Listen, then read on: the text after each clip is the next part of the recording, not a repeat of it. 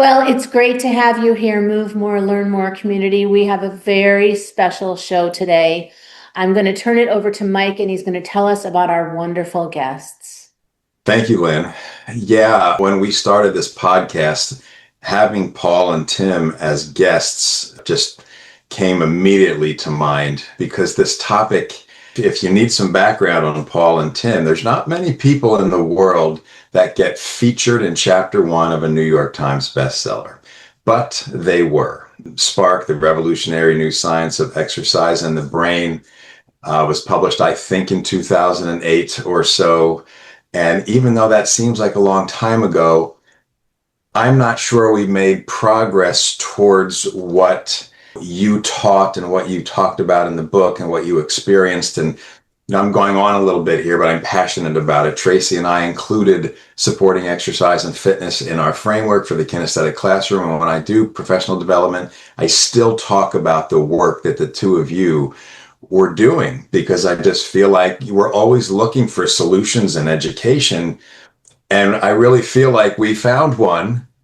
And I just wish it had even more of an influence, even though so many more people are aware due to your great work. So I guess I'm going to turn it over to you. I'm talking too much. So let me just go back to something personal. So how did that publication of the book Spark, how did that change your life or your professional life, maybe even your personal life? So Paul, why don't you take it first, and then we'll go to Tim. Okay. Well, up until the book Spark was published, we were getting lots of people visiting our program for our PE program. And John Ratey came to see our program because he had heard about our PE, and it got us started. But I think the thing that Spark did was brought us international acclaim and brought more visitors from other realms, like administrators and professors and people who were not just the PE staff. And so that would be probably the biggest change that Spark did for us. You have to remember that John came to us to finish writing Spark, which is why we're the first in the first 2 chapters. And Tim. For us, it lent a legitimacy to our physical education program. I know that even now in retirement, when people ask me, what did you do in your former life? And I tell them that I was a physical education teacher, their usual response is, oh, and they just kind of stay right there. That's it. And so I always lead into, well, what was your physical education class like? And then I explain what we did. So it gave us a legitimacy, not just in our own little world, but in the academic world. And it changed a lot of what other teachers in our buildings did. For our community who may not know about your programs, can you, Paul, start with you. Tell us what it is that you did, and then I'd love to hear from Tim as well so that we have a nice foundation for understanding. Okay, well, we had a very comprehensive phys ed program going on. I mean, we offered, if you could think of an activity or something, we were doing it. But then after talking to John and understanding some of the neuroscience, we started with a 0-hour PE program because my principal came to me and said, PE in the Naperville school system is required for all students all 4 years into high school level. And so he said, we have some people who in their freshman year would like to take an elective, but they can't fit it in their schedule because of the requirement of PE. And we want to put them in this reading class because they're low readers. And I said, okay, well, let's do it this way. I said, we'll run a 0-hour PE class before school. But my requirement is that the first period of the day then be that reading class. So we combined them, we put them in PE first, and then they went to the reading class. The reading teachers did their thing, and we did our thing. And I said, well, we need to collect data to see if it's working. And we used, at the time, the Nelson-Denny reading test. And we did it at the end of the first semester. And students who were in the PE class that they came to the reading class afterwards had doubled their performance as the students who just went to the reading class but had PE later on in the day. So that led us then to what we called then learning readiness PE, because then we were able to put kids in PE classes prior to classes that they were struggling in. So we did it with reading and we did it with mathematics. And Paul, you know what, Tim, before you go, just let me comment. For those of you who don't know, Paul is speaking about Naperville Central High School. And what if I remember correctly, please correct me if I'm wrong, this all caught John's eye because in the international, the Tim's assessment, Naperville was #1 in the world in science and #6 in the world in math. And it's just incredible data. I think you had an obesity rate of less than 3% of the school population. So it couldn't just be that you were more of a wealthier suburb. There were other factors, and that's why John came in, you know, and really examined what was going on. It's really fascinating work. And Tim was in Titusville, Pennsylvania, at a middle school. Please share with us. Well, a lot of what we did in our physical education program was thanks to people like Paul and his friend, the late Phil Lawler. That they were nice enough to be very welcoming to allow me and other teachers to come to Naperville. And so we started out basically as a fitness-based program back in those days before we evolved into more academics and programs similar to the Learning Readiness PE.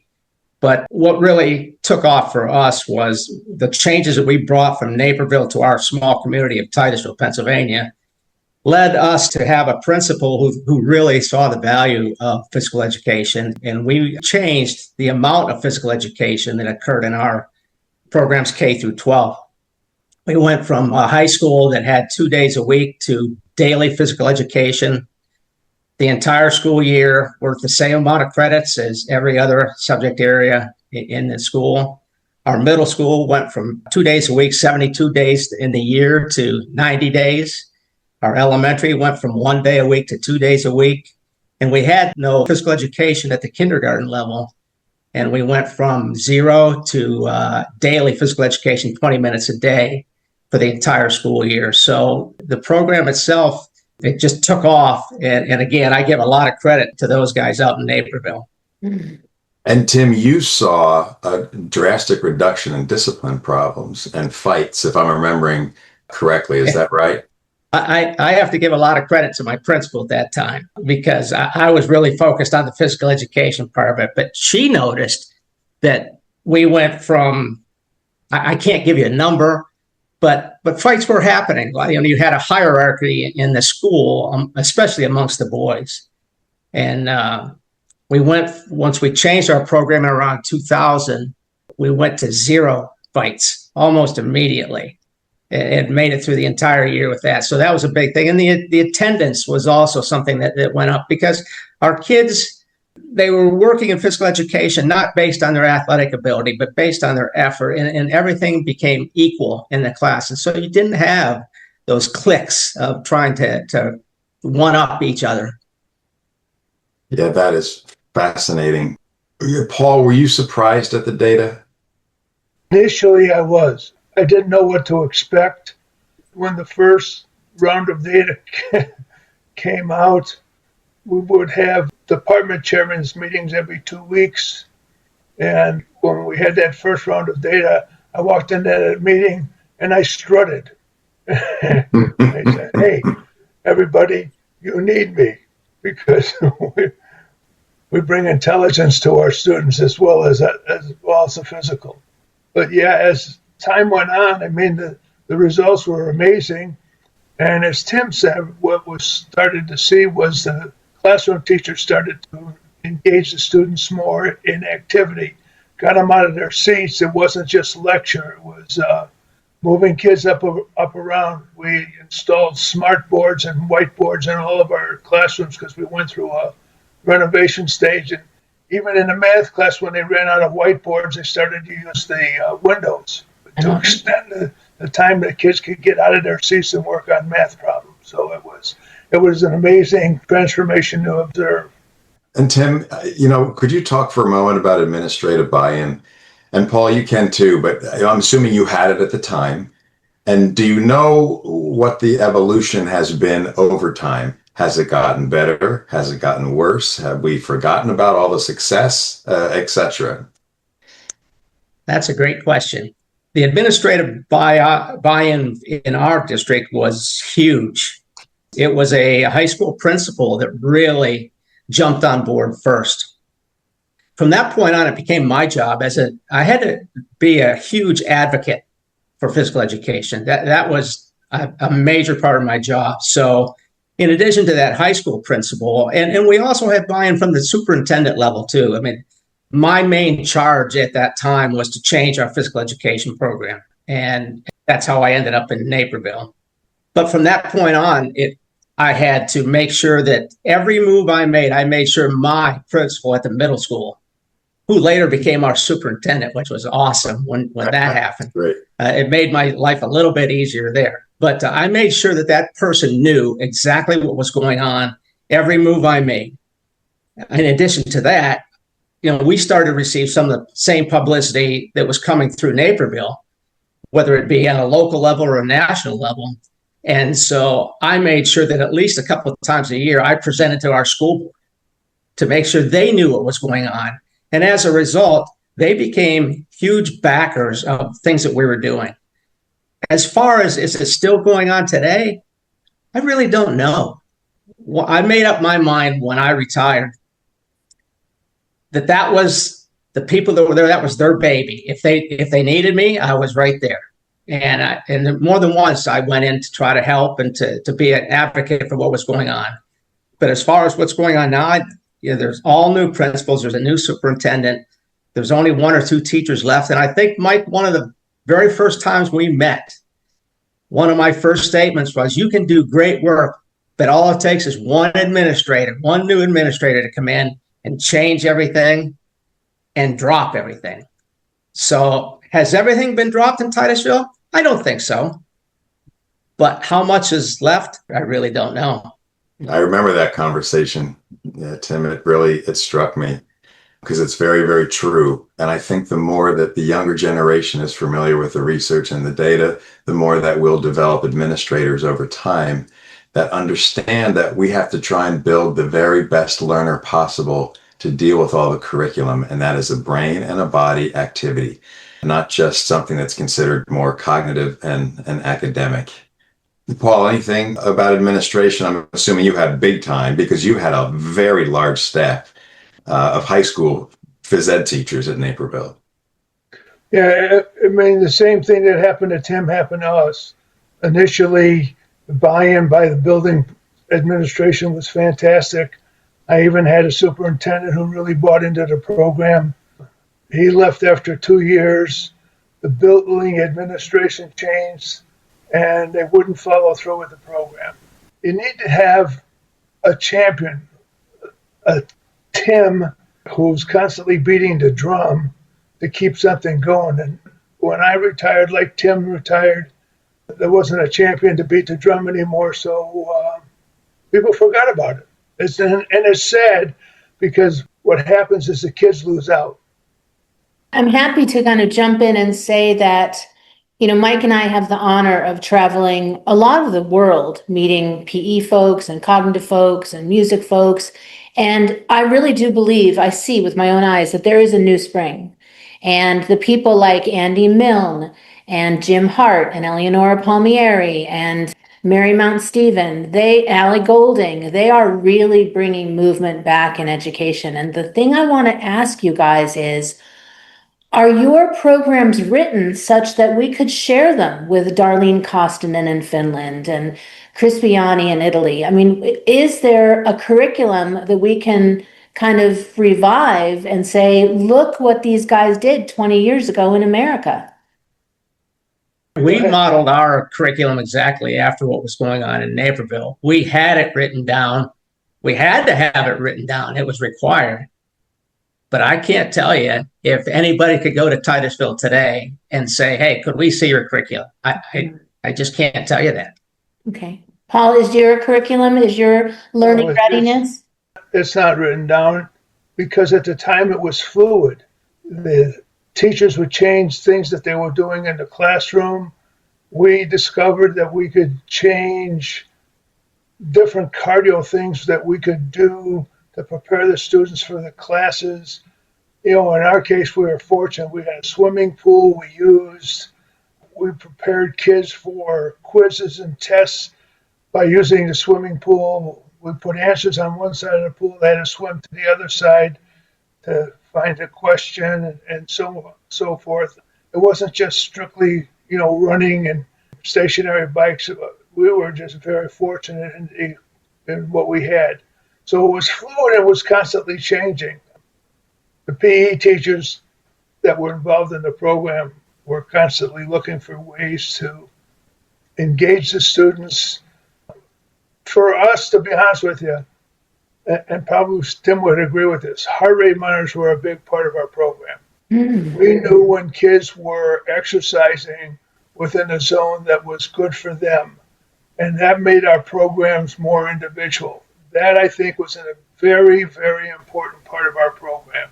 Because, again, then we could grade kids on what it is that they did other than catching a winning touchdown in flag football or kicking a soccer goal. It was exercising to their correct level of ability. I love it. So now, Mike, you and I have a task because I'm really motivated to bring this work forward. And I can think that we'll get our cognitive science intern on this, but maybe you or I interview Tim and Paul. We transcribe it. We do some lesson plans. I mean, they'll still remember some of it. And then we can combine that with some of what you and Tracy did, some of what Jean Moyes did, and make something that's bespoke for our community that brings all of this wonderful history into the present. I think that's really important. And Paul, I'm glad you talked about target heart rate, because I wanted our listeners to understand that that was a core part of the program that you were running at Naperville. It brings me to another question. So I have found when I do my work that what changes often, not always, but often what changes a school building and sometimes a district is just a dynamite motivated physical educator, because they become the resource person in the building for all the teachers, which I'm sure you have both experienced. And what I tell phys ed teachers when I have them specifically as an audience is that physical education needs to be taught for physical education's sake. I get that. I'm on board. But it's hard to ignore this natural byproduct of better cognition. So I guess my question to both of you, doesn't matter who goes first, is what would you tell a young physical educator? Like, what would your piece of advice be to them as they begin their career and move forward? Well, I'll start if you don't mind, Tim. I think something that really changed me was getting into some team building type of activities rather than just gameplay. We spent too much time in our education early on as phys ed teachers teaching sports, and physical education is about that. When we talk about a fitness-based program, we have to understand that, first of all, we can't make our kids fit, but we can give them an understanding of the importance of fitness, make it important in their lives going forward. And that includes mental fitness and emotional fitness and physical fitness, all of those things that are important. And I think, to be honest with you, physical education is the only subject that can handle all of those aspects, because we do the physical, the emotional, the social, and now we know cognitively we have a big important part in their lives. And we just need to make sure that they understand how fitness and activity affects their brains. And I can't say it any better than what Paul did. But what I'd like to add to that are a couple of things. When we decided to change our physical education program and model it after Naperville, it changed my personal life, period. Not just my teaching, it changed my entire life. I was a very typical physical education teacher at that time. And it excited me. It excited me to get up in the morning. It excited me to go to school. It excited me to stay at school, after school, weekends. And so it was just incredible to see what it did for our students. Our students are our clients, and it's important that we teach those clients to do the things that Paul just said about fitness. And the other thing that I would say is I had so much energy to not only teach, but to help my fellow teachers. I became passionate. So that's the advice I would give to teachers today is be passionate about what you're doing. It comes through so loud and clear to your students when you're passionate. I love it. That's been a fantastic conversation. I'm really happy to put this into a podcast with both of you because I don't want it to get lost. It's still an important part of what I do. In my view, this type of program should be in every school all over the world. And I just think the more that we can sing your praises and recognize what happened and how we can move forward, I think the better off we'll be. Lynn, any final thoughts? In closing, where do you see the future of physical education going? Like, you guys have made massive contributions. What would you like to see happen from here? I'd like to see a change at the collegiate level in terms of how they prepare the next generation of phys ed teachers and get away from the old school thoughts that professors have. Now, I haven't been to school in decades, but it's important for this information to be carried to the professors teaching the next generation of physical education teachers going forward. And for those phys ed teachers to constantly attend conferences and go to places that they can get the best information. I mean, the internet's got all kinds of information out there. So, get it from the good places. Don't go to a conference and get the next best game or the next best activity that you can take back to your school. Go there and get the information that's going to matter to your kids. And Tim, what would you add? Well, I would add to what Paul said about colleges. We were very fortunate that I had a nice connection with Slippery Rock University.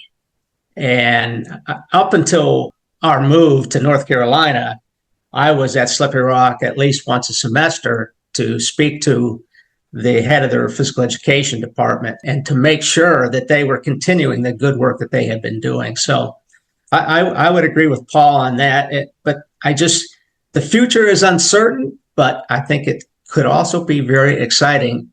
It'll depend on whether or not the teachers are going to put the time in and put the energy into what it takes, because this was hard work, but it was great work. Mm-hmm. Yeah, thank you so much to both of you. It's great to see you both. We've had some fun conversations and experiences over the years, and we really appreciate you being here. And Mike and I are motivated to stay as healthy as you guys are. Amen. Well, healthier than me, certainly at this point. All right, well, we'll close for today, but thank you warmly, guys. It's so wonderful to see you. And Mike and I are going to make an effort not only to bring your work forward, but to get into the PE departments. I think that's really brilliant. We have the science. It's all in the book, Move More, Learn More. And I still think that we can improve hundreds of thousands of lives, and you guys will be a part of that. So thank you. Thank you. Thank you.